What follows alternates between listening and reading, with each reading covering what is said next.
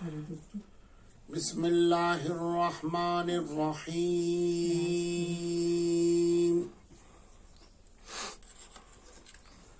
الحمدللہ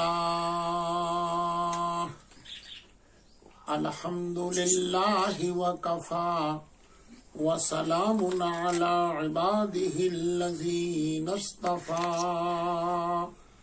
اما بعد اعوذ باللہ من الشیطان الرجیم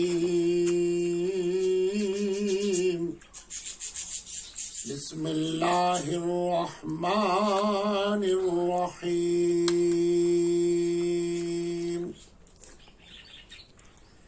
اقتربت الساعة وانشق القمر اقتربت الساعة وانشق القمر سبحان ربك رب العزة عما يصفون وسلام على المرسلين والحمد لله رب العالمين اللهم صل على سيدنا محمد وعلى آل محمد وبارك وسلم اللهم صل على سيدنا محمد وعلى آل محمد وبارك وسلم اللهم صل على سيدنا محمد وعلى آل محمد وبارك وسلم شق قمر کے متعلق گزشتہ 2 دنوں سے آپ کے سامنے بہت سی باتیں آ چکی ہیں. تمہیدی طور پر بہت سی باتیں آ چکی ہیں. آج اصل واقعے کی طرف اشارہ کرنا ہے اور اسی کے اعزاز میں تمہیدی طور پر ایک چھوٹی سی بات آپ کے سامنے پیش کیے دیتے ہیں. دل کے کانوں سے سنیے اور عشق محبت کے ساتھ عمل کی نیت سے دوسروں کو پہنچانے کی غرض سے سن لیجئے. پروردگار ہم تماموں کو صحیح عمل کی صحیح ہدایت لینے کی توفیق نصیب فرمائے. اس آیت مبارکہ کے اندر حقیقت میں قیامت کا منظر پیش کر دیا گیا ہے کہ قیامت کب آئے گی، کیسے آئے گی، اس کی علامات کے ذکر کے طور پر یہ آیت کا ٹکڑا پیش کیا جا چکا ہے.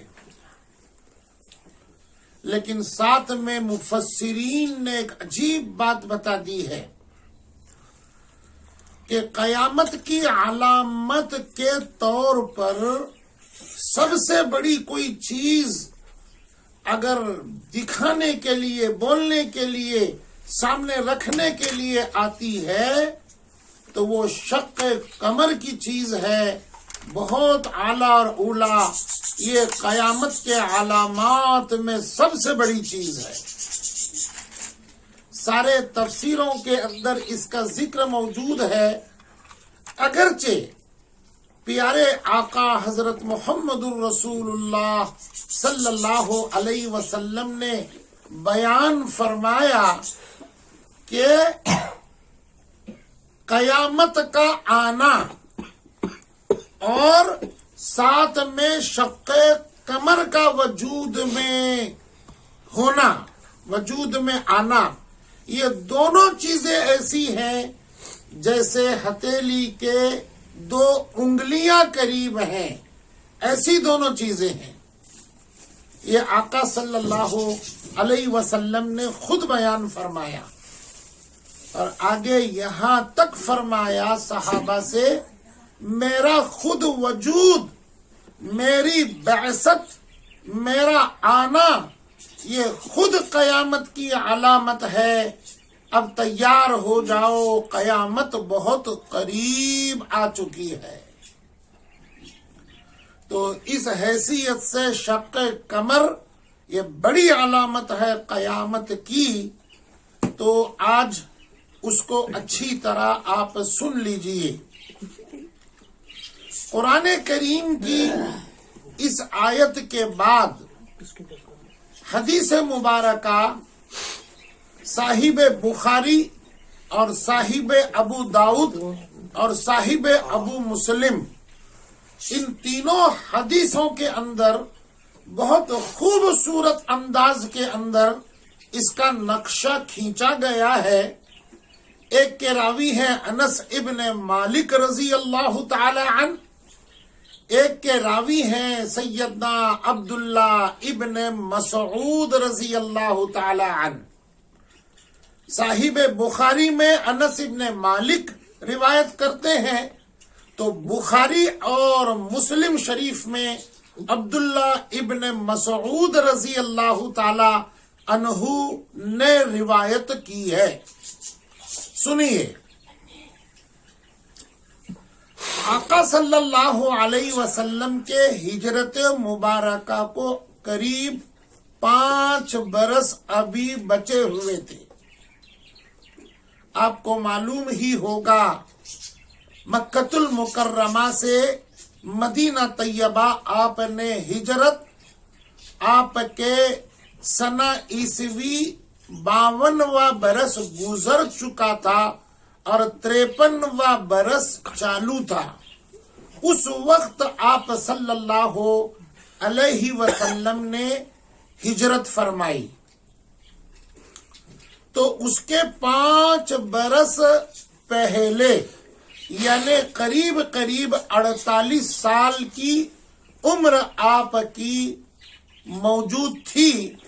اس وقت یہ واقعہ پیش آیا، اور واقعہ مکہ المکرمہ کے خوبصورت وادی جو ایام حج میں حاجیوں کو گزارنا پڑتا ہے، میدان مینا میں پیش آیا۔ رات کا وقت تھا، 14ویں رات کا چاند اپنے ستاروں سے کھیل رہا تھا۔ آقا صلی اللہ علیہ وسلم اپنے صحابہ کے ساتھ بیٹھے ہوئے تھے۔ یہ روایت خود عبداللہ ابن مسعود بیان کرتے ہیں، میں خود آپ صلی اللہ علیہ وسلم کے قریب بیٹھا ہوا تھا۔ اتنے میں رؤسائے مکہ المکرمہ کے وہ قریشی، وہ مشرک اور وہ بڑے رئیس لوگ، جن میں ابو جہل بھی تھا، عاص ابن وائل بھی تھا، عاص ابن یغوث بھی تھا، بہت سے رئیس تھے، اور ایک جماعت لے کر وہ آقا صلی اللہ علیہ وسلم کی خدمت میں آئے، یہ پوچھنے کے لیے کہ آپ اپنے نبوت کا بہت دعویٰ کر چکے ہو، ہمارے کان پک گئے ہیں، اب ہم ایک نشانی طلب کرنا چاہتے ہیں، اگر وہ نشانی تم ظاہر کر دو تو ہم آپ کو نبی تسلیم کر لیں گے۔ جب انہوں نے یہ فرمائش کی تو آقا صلی اللہ علیہ وسلم نے پوچھا، بتائیے آپ کو میرے نبوت کے متعلق کون سی نشانی درکار ہے؟ تو انہوں نے یہ کہا کہ یہ آسمان پر جو چاند نظر آ رہا ہے، اس کے 2 ٹکڑے آپ کر دیجئے، بس ہم آپ کی بات مان لیں گے اور آپ کو نبی تسلیم کریں گے۔ اللہ اکبر کبیرہ، اندازہ لگائیے آقا صلی اللہ علیہ وسلم سے کیا کہہ رہے ہیں۔ ان کی عقلوں پر پردہ پڑ گیا ہے، یہ جانتے ہی نہیں آقا کا مقام کیا ہے، نبوت کا درجہ کیا ہے، بس عقل کی ہی نگاہ سے یہ سرکار کو دیکھ رہے ہیں. یہی دھوکہ ان کو ہو گیا تھا اور اسی کی بنیاد پر انہوں نے یہ بات کہی کہ ان کا جادو مکے کے محلے میں لوگوں پر چل سکتا ہے لیکن آسمانوں پر جادو نہیں چل سکتا. پیارے آقا صلی اللہ تعالی علیہ وسلم نے ان رؤسا کی بات سنی. صحابہ کو دیکھ کر آپ مسکرائے. ایک نگاہ ان مشرکوں پر بھی ڈالی اور آپ صلی اللہ علیہ وسلم کھڑے ہو گئے.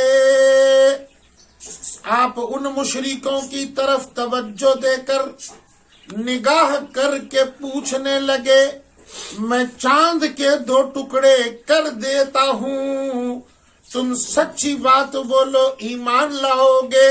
سب نے کہا ہم ضرور ایمان لائیں گے. آقا صلی اللہ تعالی علیہ وسلم نے اپنا سیدھا ہاتھ آسمان کی طرف کیا, شہادت کی انگلی اٹھائی اور چہرے سے چاند کو دیکھا اور چاند کو دیکھ کر کے ہاتھ پیچھے لے لیا اور اس طریقے سے جس طریقے سے کسی کو ہلکی مار ماری جاتی ہے 1 مرتبہ 2 مرتبہ آپ نے انگلی اٹھائی اور نیچے کی طرف کر دی. سارے حیران ہو گئے. چوہے کو دیکھ کر بلی کے کان کھڑے ہو جاتے ہیں, اس طرح سارے مشرک حیرت میں آ کر دیکھنے لگے. اللہ اکبر کبیرہ. اشارہ ہو گیا انگلی کا میرے آقا صلی اللہ علیہ وسلم کے. چاند آسمانوں کے اوپر تھا اور زمین سے آسمان کی لمبائی علماء ربانیین کے قول کے مطابق جس کو سائنسدانوں نے تسلیم کیا ہے 10 کروڑ 10,842 کلومیٹر کا فاصلہ ہے. یہ پہلے زمین سے آسمان کا فاصلہ ہے. آپ کے اشارے پر چاند 2 ٹکڑے ہو گیا. تینوں روایتوں کو خلاصہ مل کر بیان کرتا ہوں. ابو داؤد شریف کا, مسلم شریف کا اور بخاری شریف کی کتابوں کا نچوڑ بول رہا ہوں.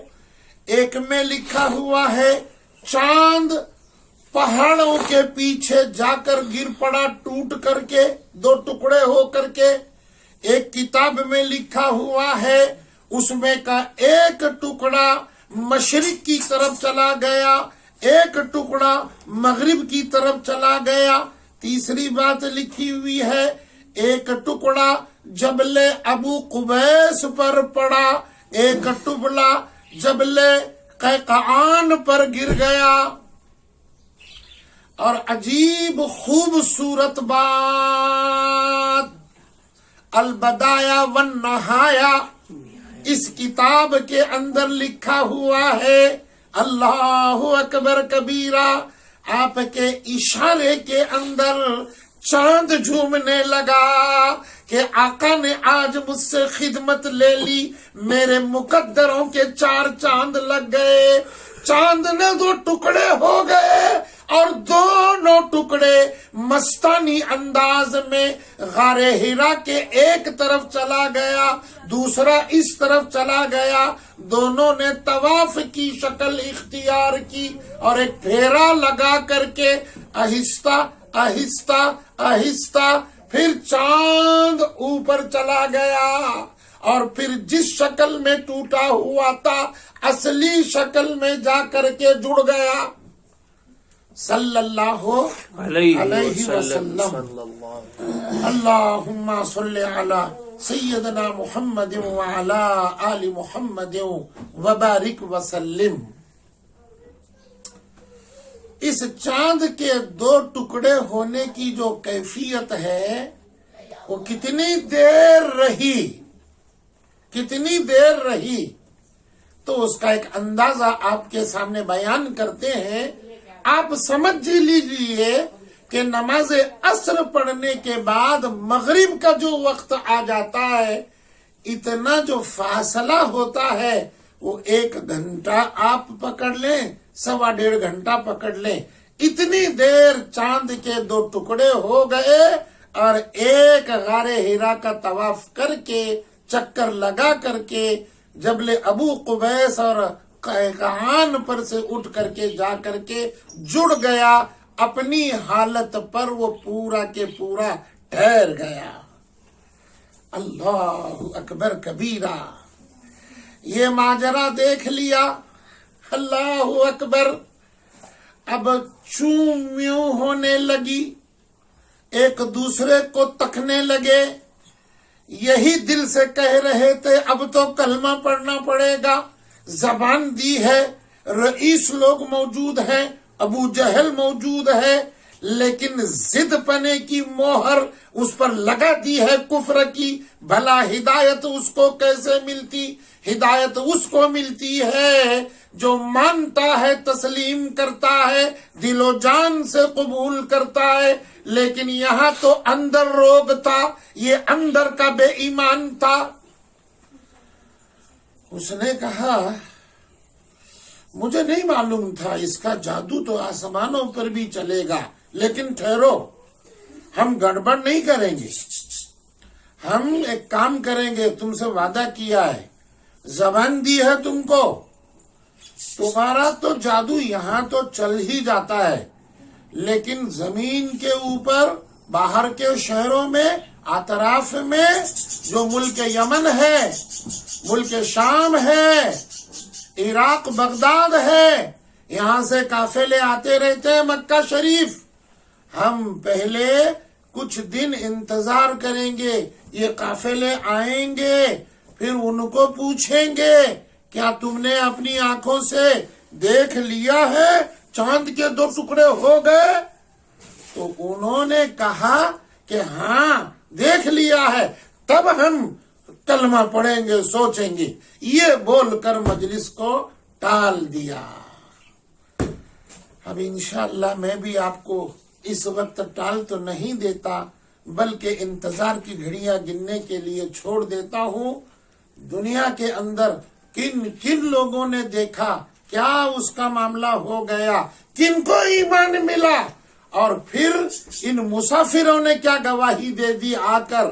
انشاءاللہ کل کی مجلس کے اندر اس کا میں بیان کروں گا، ایک تفصیلی جائزہ آپ کے سامنے پیش کروں گا. تب تک کے لیے دعا کے ساتھ اجازت لیتا ہوں.